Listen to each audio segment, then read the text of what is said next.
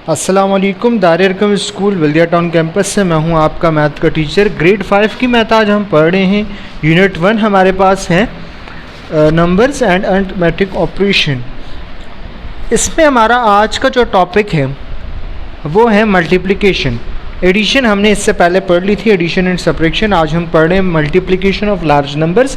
Page number 9 और 10 पे इसकी एक्सप्लेनेशन मौजूद है। आप अगर चाहें तो पेज नंबर 9 और 10 ओपन भी कर सकते हैं। पेज नंबर 9 और 10 में आपके पास मल्टीप्लिकेशंस के कुछ कॉन्सेप्ट्स दिए हुए हैं कि मल्टीप्लिकेशन क्या होती है, कैसे होती है और किन नंबर से मल्टीप्लाई करने के बाद हमारे पास क्या प्रोडक्ट बनता है। ठीक है, सबसे पहले हम स्टार्ट करते हैं मल्टीप्लिकेशन ऑफ 6 डिजिट नंबर्स, क्योंकि हम इस चैप्टर में अभी तक जो है वो 6 डिजिट नंबर पढ़ रहे हैं। ठीक है, मल्टीप्लिकेशन ऑफ 6 डिजिट नंबर। वैसे तो हम 9 तक पहुंच गए, लेकिन मल्टीप्लिकेशन में इसने हमें अक्सरियत तौर पर जो है वो 6 डिजिट नंबर से मुतारिफ़ करवाया है, या तो फिर उससे कम ज़्यादा बड़े नंबर्स की तरफ ये नहीं गया। हम देख लेते हैं, बड़ा हो छोटा हो जैसा भी नंबर हो, हमने कॉन्सेप्ट क्या पढ़ना है, मल्टीप्लिकेशन का। ठीक है, नंबर्स कोई भी हो, कॉन्सेप्ट अगर आपका क्लियर हो तो आपके लिए मल्टीप्लिकेशन करना, किसी चीज़ को किसी चीज़ से मल्टीप्लाई करना कोई मुश्किल नहीं होती। अब हम देख लेते हैं कि मल्टीप्लिकेशन क्यों की जाती है। मल्टीप्लिकेशन बेसिकली होती है किसी चीज़ को बढ़ाने के लिए। मल्टीप्लाई मतलब इजाफ़ा करना किसी चीज़ में। मिसाल के तौर पर मैं आपको एक छोटी सी मिसाल दे देता हूँ कि एक बैग है। ठीक है, कहा जा रहा है कि एक बैग में 3 किताबें हैं। कितनी हैं? एक बैग में 3 किताबें हैं। ठीक है, और हमारे पास टोटल 25 बैग मौजूद हैं। तो बताएं हमारे पास कितनी किताबें हुई। ठीक है, ये एक मिसाल मैं दे रहा हूँ। अगर आपसे पूछा जाए कि एक बैग में 3 किताबें हैं और हमारे पास 25 बैग हैं, तो टोटल किताबें कितनी हुई, तो हम ये निकालने के लिए, इसका आंसर निकालने के लिए क्या करेंगे, इसको मल्टीप्लाई करेंगे। अब मल्टीप्लाई कैसे होता है? 2 मल्टीप्लाई 3। ये तो सिंपल मल्टीप्लिकेशन का कॉन्सेप्ट है जो मैं आपको बता रहा हूँ। 25 मल्टीप्लाई 3, तो आपके पास क्या आ जाएगा, टोटल बुक्स की तादाद आ जाएगी। ठीक है, यानी किसी चीज़ का टोटल, किसी चीज़ का जो है वो इजाफा, या कोई भी ऐसी चीज़ जिसमें आपको कहा जाए कि इसमें इजाफा करें, यानी इसको इतना गुना बढ़ा दे, इतना गुना बढ़ा दे। यानी एक और मिसाल अगर मैं आपको दूं, अगर आपको कहा जाए कि एक क्लास में एक रो में 10 बच्चे हैं। ठीक है, एक रो बनी हुई है, उसमें आपको कहा जाए कि एक रो में 10 बच्चे हैं, हमारे पास टोटल 4 रोज़ हैं। एक रो में 10, टोटल 4 रोज़ हैं। तो बताएं पूरी क्लास में कितने बच्चे हुए? एक रो में 10 बच्चे हैं। ठीक है, 4 रोज़ हैं, तो सिंपली क्या करेंगे, 4 को मल्टीप्लाई कर देंगे 10 से, तो आपके पास टोटल स्ट्रेंथ आ जाएगी पूरी क्लास की। ये कुछ एग्जांपल्स थी मल्टीप्लिकेशन। मल्टीप्लिकेशन हम इस प्रोसेस के लिए करते हैं कि किसी चीज़ को बढ़ाना हो, किसी चीज़ का टोटल निकालना हो, तो उसके लिए हम मल्टीप्लिकेशन का कॉन्सेप्ट यूज़ करते हैं। अब मल्टीप्लिकेशन जो हमारे पास बुक्स में है वो देख लेते हैं। सबसे पहले आपके पास है मल्टीप्लिकेशन बाय 10। कोई भी वैल्यू अगर आप 10 से मल्टीप्लाई करेंगे तो उसमें किस चीज़ का इजाफा होगा? उसमें इजाफा होगा सिर्फ एक ज़ीरो का। किस चीज़ का इजाफा होगा?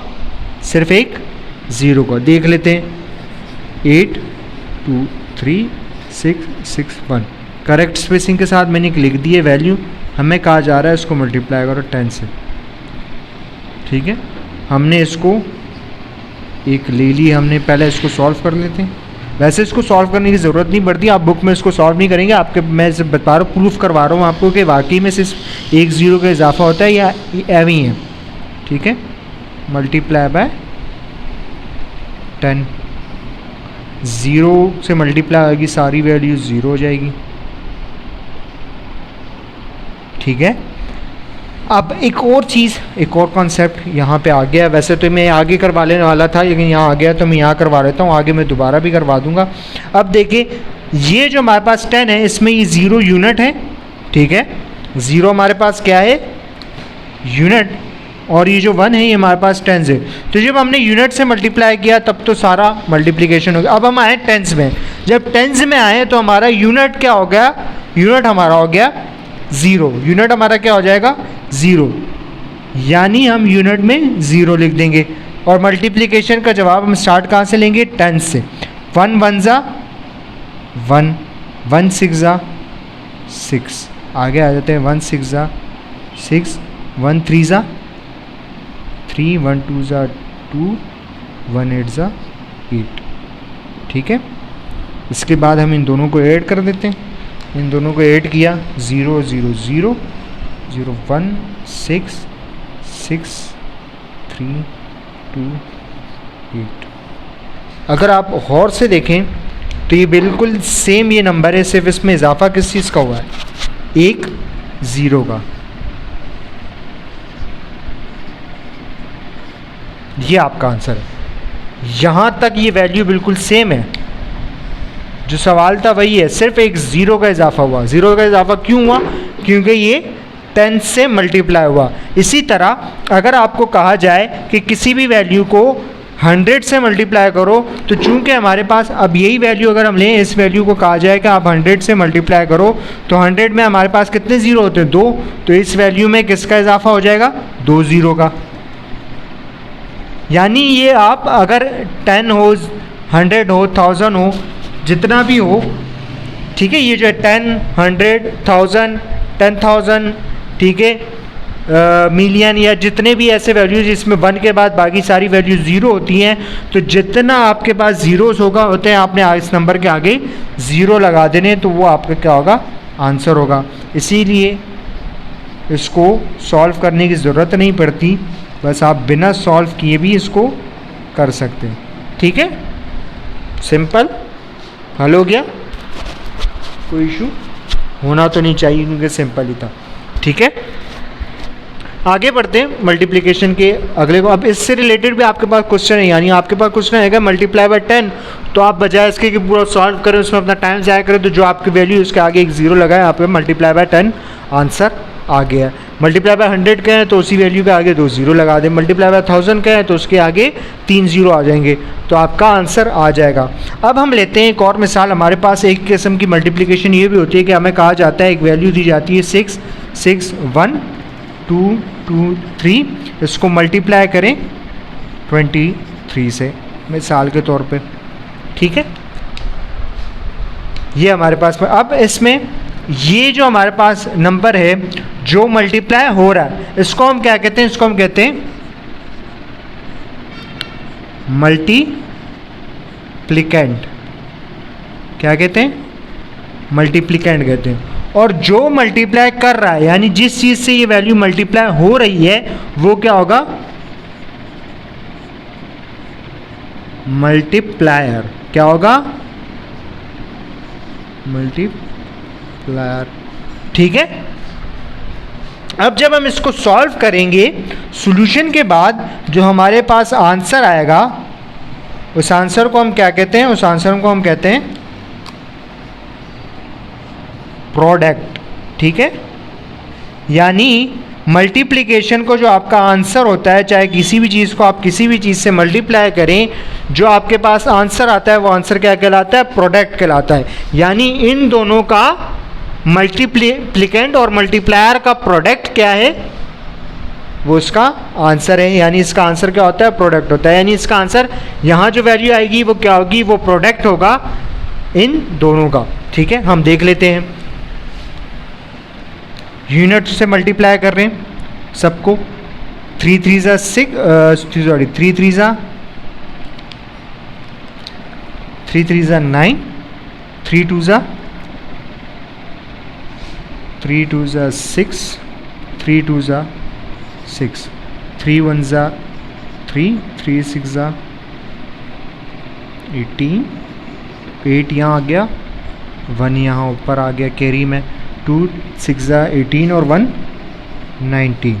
ठीक है, यूनिट मल्टीप्लाई हो गया। ठीक है, तो अब हम क्या करेंगे? यहाँ यूनिट को 0 कर देंगे। ठीक है, यूनिट मल्टीप्लाई हो चुका है तो यूनिट को 0 करते हैं। अब जो 10 मल्टीप्लाई होगा ऊपर की पूरी वैल्यूज़ है, तो उसको हम 10 से शुरू करेंगे।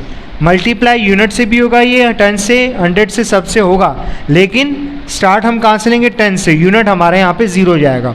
2 3 ज़ा 6, 2 2 ज़ा 4, 2 2 ज़ा 4, 2 1 ज़ा 2।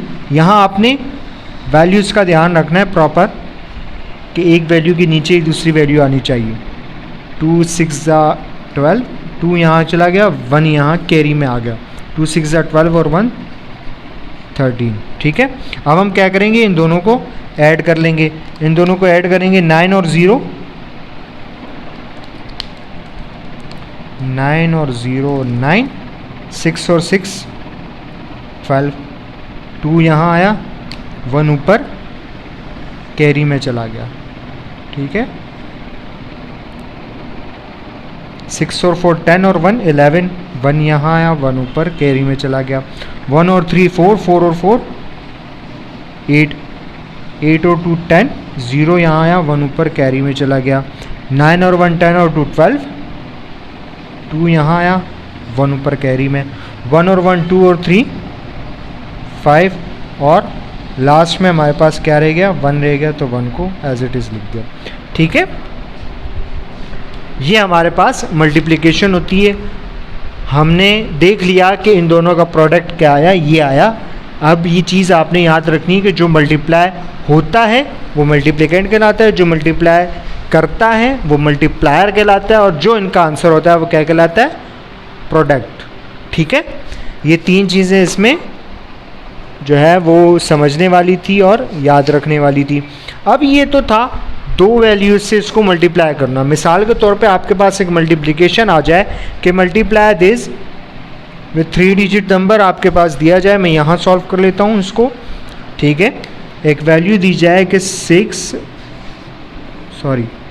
2 2 3 1 1 6 मल्टीप्लाई बाय 2 4 5। ठीक है, ये हमारे पास क्या है, 3 डिजिट। अब हमारे पास मल्टीप्लायर में क्या है, 3 डिजिट नंबर है। ठीक है, मल्टीप्लायर में क्या है हमारे पास, 3 डिजिट, और मल्टीप्लिकेंट में हमारे पास 6 डिजिट नंबर है। अब पहले हम स्टार्ट लेंगे यूनिट से। यूनिट को मल्टीप्लाई करेंगे इस पूरी वैल्यू से, तो हमारे पास 5 6 ज़ा 30, 0 यहाँ आया, 3 ऊपर चला गया। 5 1 ज़ा 5 और 3 8, 5 1 ज़ा 5, 5 3 ज़ा 15, 5 यहाँ, 1 ऊपर, 5 2 ज़ा 10 और 1 11, 5 2 ज़ा 10 और 1 11। ठीक है, अब यूनिट हमारा सॉल्व हो गया, तो यूनिट को हम क्या कर देंगे, यूनिट को कर देंगे 0। ठीक है, 10 से स्टार्ट लेंगे अब। 4 6 ज़ा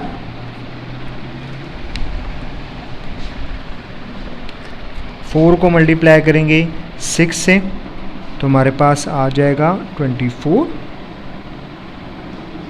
4 यहाँ, 2 आपका आ जाएगा यहाँ ऊपर कैरी में। ठीक है, यहाँ नहीं, इसके ऊपर आएगा, सेकंड वैल्यू के ऊपर। अब 4 1 ज़ा 4 और 2 6, 4 1 ज़ा 4, 4 3 ज़ा 12, 2 यहाँ, 1 यहाँ आ गया। 4 2 ज़ा 8 और 1 9। ठीक है, 4 2 ज़ा 8। अब चूँकि हमारा 1s भी हो गया, 10 भी हो गया, अब कौन सी वैल्यू आ रही है, 100 की वैल्यू। तो 100 की वैल्यू के लिए हम क्या करेंगे, यूनिट को भी 0 कर देंगे और 10 को भी 0 कर देंगे। ठीक है, 100 से स्टार्ट लेंगे। 2 6 ज़ा 12, 2 यहाँ, 1 यहाँ इसके ऊपर आ गया। 2 1 ज़ा 2 और 1 3, 2 1 ज़ा 2, 2 3 ज़ा 6, 2 2 ज़ा 4 और 2 2 ज़ा 4। ठीक है, अब हम क्या कर देंगे, इनको ऐड कर देंगे। ऐड करेंगे तो हमारे पास 0 हो जाएगा। ये 4 और 8 12, इसका 2 यहाँ, 1 ऊपर कैरी में चला जाएगा। ठीक है, 1 और 5 6, 6 और 6 12, 12 और 2 14, 4 यहाँ, 1 फिर ऊपर कैरी में, 5 और 1 6 और 4 10, 10 और 3 13, 3 यहाँ, 1 ऊपर कैरी में, 1 और 1 2, 2 और 2 4, 4 और 2 6, 1 और 9 10, 10 और 6 16, 6 यहाँ, 1 ऊपर कैरी में, 1 और 1 2 और 8 10, 10 और 4 14, 4 यहाँ, 1 ऊपर कैरी में, और 4 और 1 क्या हो गया 5। तो 3 डिजिट नंबर की मल्टीप्लिकेशन हमारे पास कैसे होगी, इसी तरह होगी।